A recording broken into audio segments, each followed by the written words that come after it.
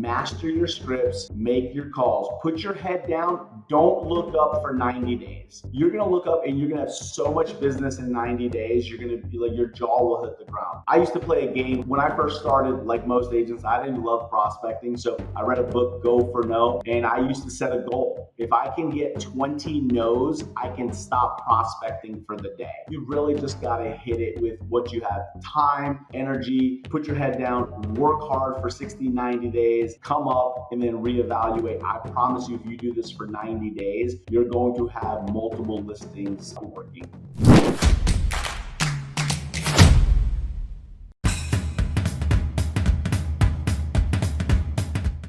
Hey, what's going on, everybody? It's me, it's Aaron Wittenstein, and I would like to welcome you all to Vulcan7 Roadmap. This is where we interview agents across the country, just how to basically take a lot of listings a week, okay? So here we have from all the way from Frisco, Texas. We have Alex Piech. Alex, how are you, my friend? I'm doing fantastic, Aaron. How are you? You know what? If I was any better, I would be a twin today. All right, that's how good I'm doing. Okay, so we were chatting it up a little bit, and about a third of your business right now is expired listings. Is that correct? Yeah, absolutely. Okay, and you kind of have a system that you go for when you're doing the expireds. Can you share that a little bit? Yeah, so what we were talking about is I really try to align all of my marketing and all of my lead generation so they complement each other. So, for example, I'm very targeted in the geographical area that I service. I'm very targeted in the geographical and price point of where I generate my buyer leads. So I've used that to align with Vulcan 7 and the expired listings that I prospect. So, for example, I'm in North Dallas. I'm not prospecting the Fort Worth area. It doesn't align to where I'm spending all of my marketing dollars. Where if I actually stick specifically to your Plano, Frisco, Prosper, Salina, McKinney, Allen, that's where all my marketing dollars are generating buyer opportunities. So I can target those expireds, and there's a good likelihood I've got a buyer pool that is searching for a home that aligns to the expireds criteria. And then I also do it by price point. So I'm very specific and intentional on who I prospect. That's different. I like that. So, tell me if because like I said, I was paying attention there. Is you go with the buyers, and then you go with the buyers to get the listings. Is that correct? Yeah, the easiest way to get a seller to want to work with you is to actually prove to them that you have buyers, right? Because what does a seller want? They want to get their home sold. So your ability to show that you can create a market for their home and not just throw it on the MLS, because they've already gone through that. They've gone with the realtor who has no marketing plan. They threw it on the MLS. They waited for all the other agents to show their home. So when you come in and said, hey, we don't know each other, but I've been generating buyers in Frisco, Texas that align to your price point in your home for the last 10 years. And I can show you a database of every buyer with the Frisco tag and their active search. I've just completely differentiated a different level of service in what I bring to the table for that seller.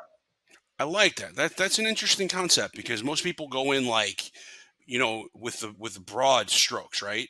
So what you're doing is you're really, zooming it in there to say, I've got someone for your property. It may not be, you know what I mean? Because I'm a firm believer, if you don't have somebody, don't say you have someone for your property just because, it's not the best way to start off. But you genuinely may have someone for their home. Is that correct?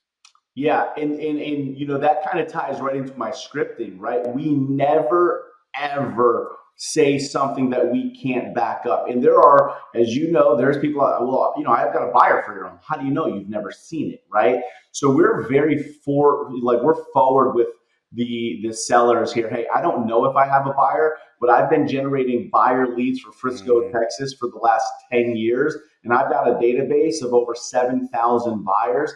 I'm sure there's somebody in there who's matches your home's criteria. And what's awesome is through some of your different technologies is you can go through their buyer list and you can look at their saved search to see do you have a saved search in your CRM that aligns with the basic specs of that home. It's like a reverse prospecting tool. On a lot of CRMs offer that nowadays. That's a great way again to prove. To me, it's you got to differentiate yourself, but you have to back it up, right? You said it. I don't want to walk into a relationship misleading that seller by over promising, because I think that's really kind of been a sleazy way that a lot of realtors have been taught for a lot of years. Just get your foot in the door, over promise, and then back down those promises. And that's not the way that I choose to run my business. Well, it's smart. I mean, you know what I mean? When you've been building a list for that long, and it's the way you say it. It's I always say it's not. It's how you say it, and within the context of what you got. All right, so let's do this then. Everybody here knows I'm huge on doing a little bit of role play. Okay, let's pretend that I'm a $750,000 buyer that happens to be in Frisco, Texas. Because the one thing you said too is that you're really focusing on one particular, like you cherry pick, right? Yeah. Okay. Would you mind giving me a call? Yeah, sure. So ring ring. Hello. Hello, Aaron. Hey, my name is Alex. I'm a local real estate agent. I saw your home came off the market. I was simply calling to see if you're still open to selling. I mean, yeah. I mean, I guess so. You guess so? Okay, fantastic. Hey, Aaron, I'm really curious. Had you sold your home originally? Where were you planning on going to next? We were moving to Tampa, Florida. Tampa? What was bringing you guys out to Tampa, Florida? Um, we want to live by the bay.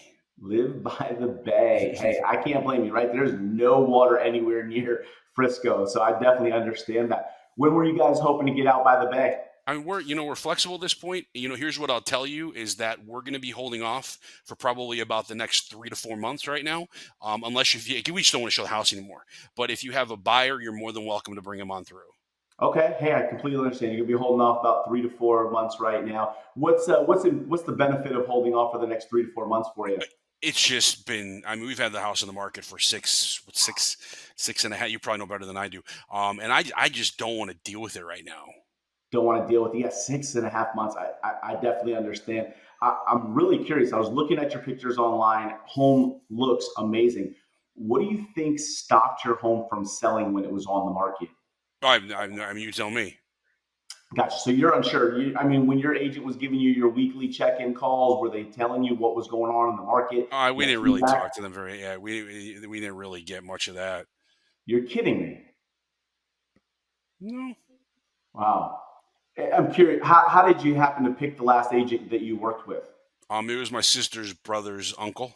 Sister's brother's uncle. Okay, so a little bit of obligation. Well, knowing what you know now, what will you expect differently from the next agent that you choose to work with? Well, I mean, of course, I want them to sell the house. I mean, that's the number one goal. With the whole thing. Yet, I mean, now, so do you have I mean, do you have a buyer for my house? Because, like I said, we're going to offer out XYZ plus 73. If you have a buyer. Yeah, great. Hey, you know what? I'm a very straight shooter with people. I don't know. I've never seen your home.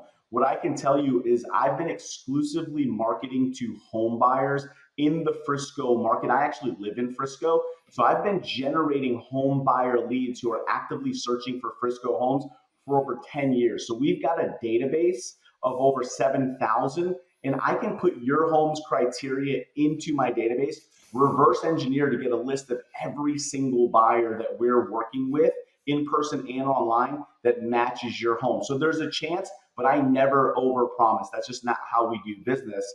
Have you already chosen to work with the next agent?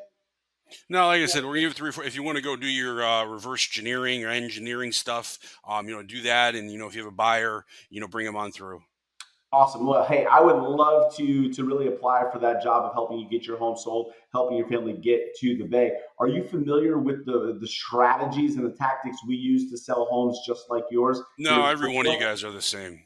Yeah, we hear that the same. And I got to be honest with you, I've been selling real estate for 21 years, and I would say probably about 90% of the agents are the same, and that's because 10% of the agents are selling upwards of 90% of all the homes. I'd love to sit down and show you exactly what we do differently. And here's my promise: if I don't knock your socks off in the first 10 minutes of how different we are and how we use a proven, repeatable home selling strategy, you could throw me out of your house. When would you have 15 or 20 minutes? I've got Tuesday at 5 or Friday at 6. Which would be better for you? You can come by tomorrow. at Awesome. And then I would just get 12:30, into qualifying. 12:37. Yeah. And from there, I would then just get into a couple of Of qualifying questions. Of course, of course. Yeah, I mean, I can definitely tell you're well practiced. There was no ifs, ands, or ums in the conversation, which was great. I loved how you tied in, the buyer stuff that you have working with. So, tell me a little bit more about that. In regards to your buyer pool of stuff, to be able to utilize that on the phone calls. Yeah, so as a real estate agent, a couple things. If you've done open houses and you're tracking the people that come to your open houses, you should have some buyers in your CRM. If you've generated Google pay-per-click leads, Facebook leads, anything like that, you should have a pool of buyers. Now, depending on what level you do that and for how long you've been doing that, if that number is going to get bigger and bigger and bigger. I know agents who have 50,000 people in their CRM. It doesn't necessarily matter the number. Like ours has gotten big enough to where we'll actually leverage it a little bit. But it really just are you generating buyer opportunities? I do both. We prospect with Vulcan for seller leads, and then we also have some buyer lead generation going at the same time. I like to be on both sides of the market, no matter what's going on. If it's a great seller's market, we go heavy into sellers. When the market shifts, we've got some buyers and we can take advantage of the market conditions for buyers to get better deals. So I like to be on both ends of that. And I always found it a great way, even for like circle prospecting, using the neighborhood data. The best way to make a phone call is to say, I'm working with a buyer. We've Right. met, they're qualified, they've identified 3 neighborhoods in Frisco. Here's their budget, here's what they're looking for. Do you know anybody in your neighborhood who's thinking about selling? And actually having a live qualified buyer. So I think good buyers can absolutely help in prospecting for seller opportunities as well. How big is your buyer database right now, if you had to guess? We're probably closing in on 9,000. Okay, all right. So realistically, when you make a phone call, I'm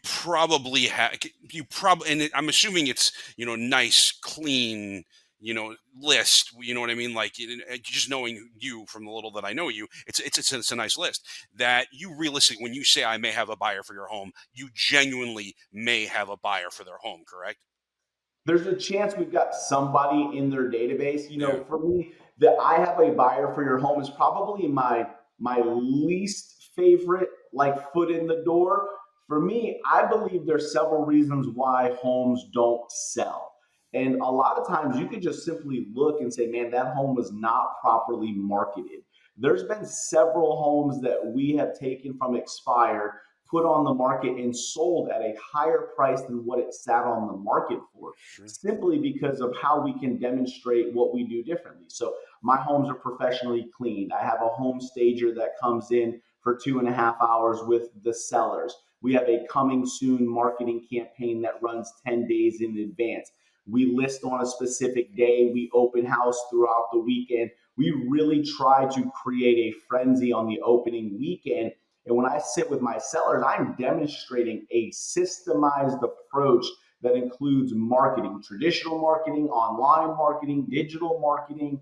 And that's really, to me, the piece that I enjoy, because I know that matters more so than just always relating to, oh, it's overpriced. Now, a lot of times we know price plays a role, but sometimes you just look at the pictures and the house looks like shit.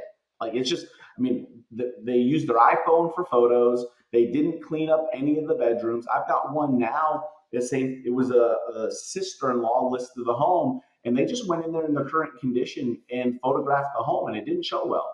So, simply going in and prepping the home the right way, having a coming soon marketing plan, uh, they'll actually close December 23rd, and they sat on the market for 90 days with their sister and sister-in-law, and they had literally 4 showings in 90 days.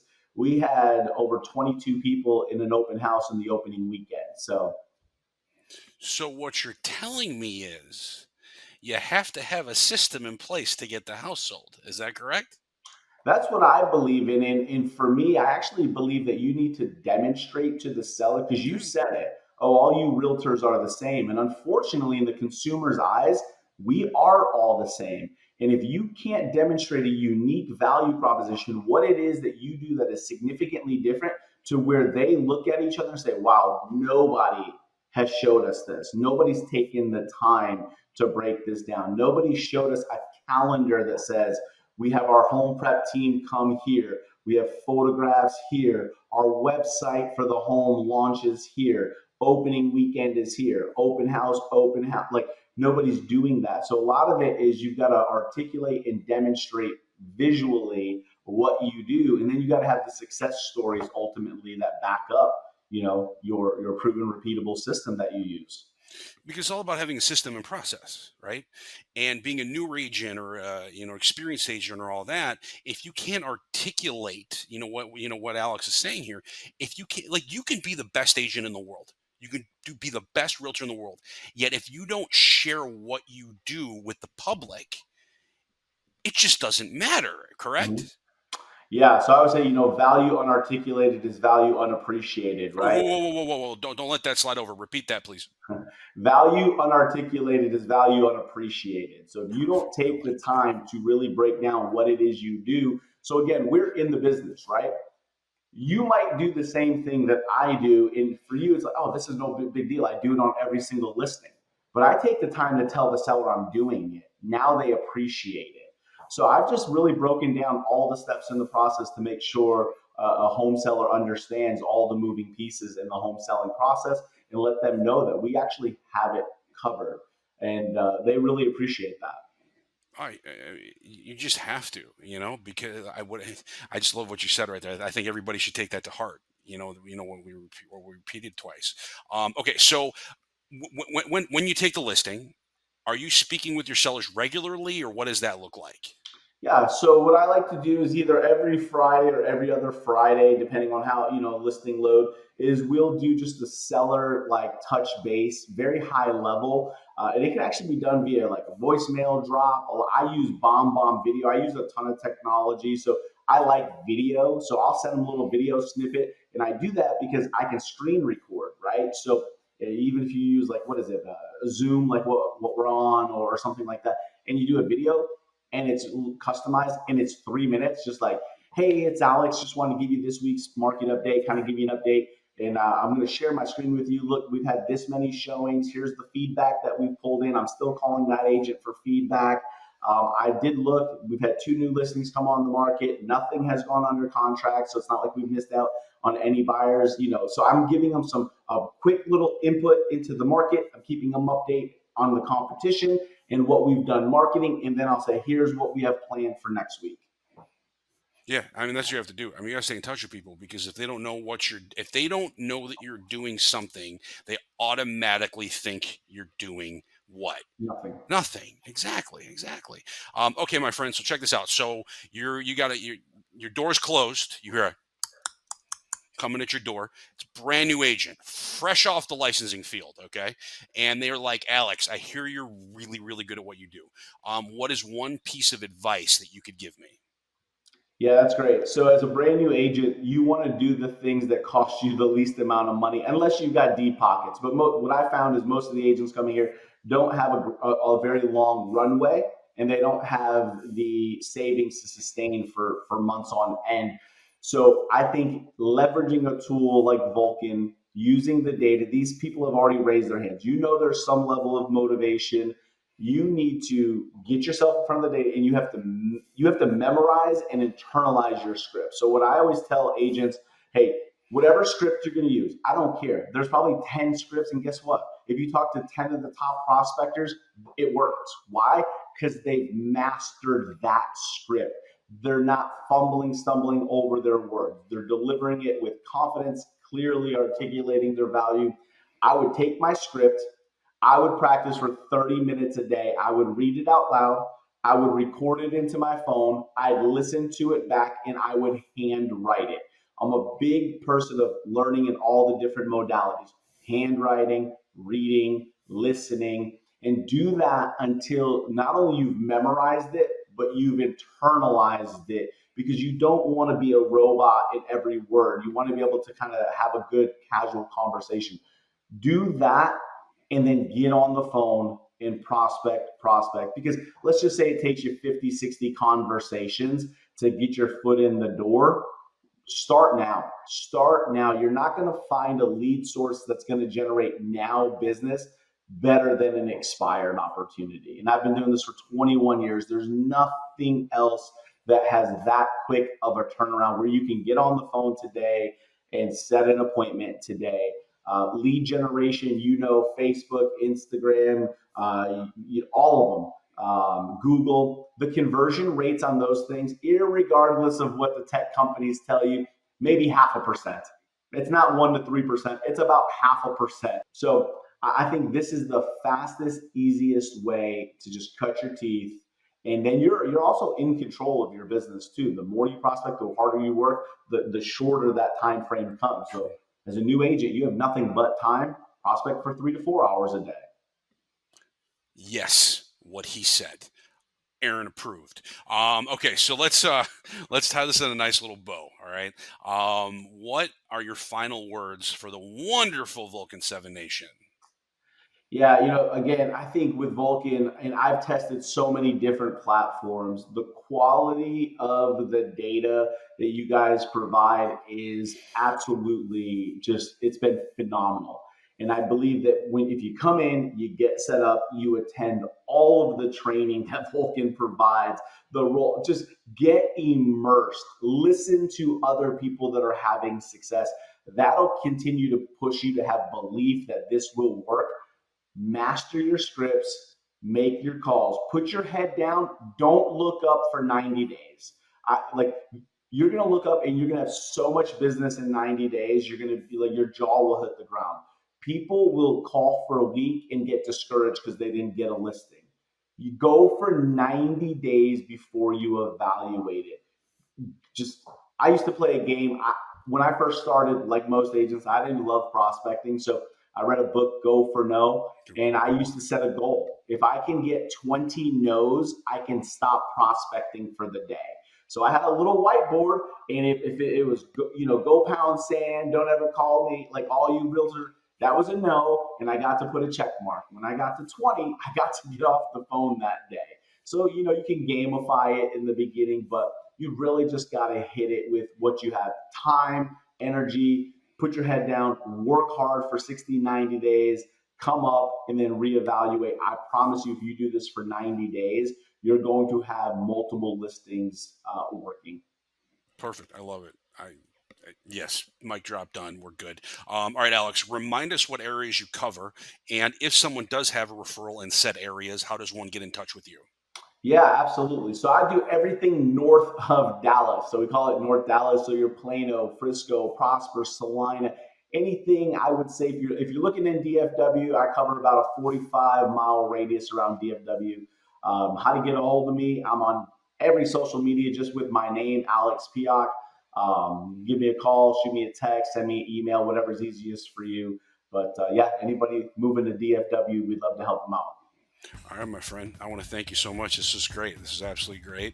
And do me a favor. Don't forget to right there, trust the process and go make some money. Y'all take care of yourselves. Be well, okay?